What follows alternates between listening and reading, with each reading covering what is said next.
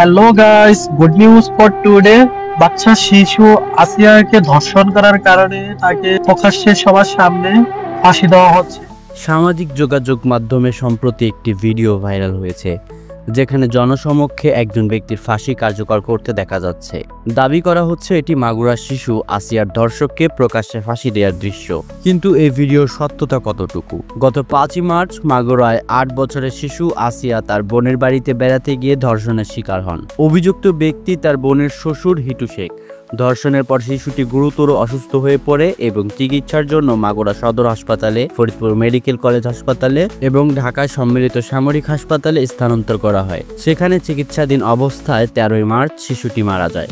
এই মর্মান্তিক ঘটনায় দেশ জুড়ে শোকের ছায়া নেমে আসে।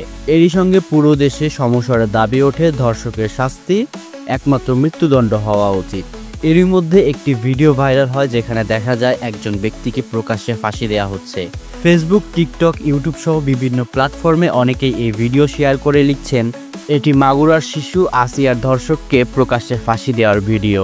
তবে fact checking platform rumour scanner নিশ্চিত করেছে মাগুরার ঘটনায় অভিযুক্তের ফাঁসি হয়নি। ভাইরাল হওয়া এই ভিডিওটি আসলে একটি সিনেমার শুটিংয়ের অংশ। বাস্তবে এমন কোনো ফাঁসি কার্যকর হয়নি। রিউমার স্ক্যানার আরও জানায়, ভাদাইমা ফিল্ম নামে ফেসবুক পেজে 2024 সালের 25শে নভেম্বর প্রকাশিত একটি পোস্টে এই ভিডিওটি খুঁজে পাওয়া যায়। উক্ত ভিডিওর সাথে আলোচিত ভিডিওটির মিল খুঁজে পাওয়া যায়। ভিডিওটির ক্যাপশনে বলা হয়, একটি নতুন সিনেমার শুটিং চলছে, যা দেখতে ভিড় করছে হাজারো উৎসুক জনতা। শুটিংয়ে প্রকাশ্যে হাজারো লোকের জনসমক্ষে একজন লোককে ফাঁসিতে ঝোলানোর দৃশ্য ধারণ করা হয়েছে। সুতরাং মাগুরার ধর্ষণের শিকার শিশুটির ধর্ষককে ফাঁসি দেওয়া দৃশ্য দাবিতে একটি সিনেমা শুটিংয়ের ভিডিও প্রচার করা হয়েছে, যা বিভ্রান্তিকর। বর্তমান সোশ্যাল মিডিয়ায় গুজব ছড়ানোর ঘটনা দিন দিন বেড়েই চলছে। তাই যে কোনো ভিডিও বা তথ্য শেয়ার করার আগে তার সত্যতা যাচাই করুন। বিভ্রান্তিকর তথ্য সমাজে অস্থিরতা সৃষ্টি করতে পারে, যা আমাদের সকলের জন্য ক্ষতিকর।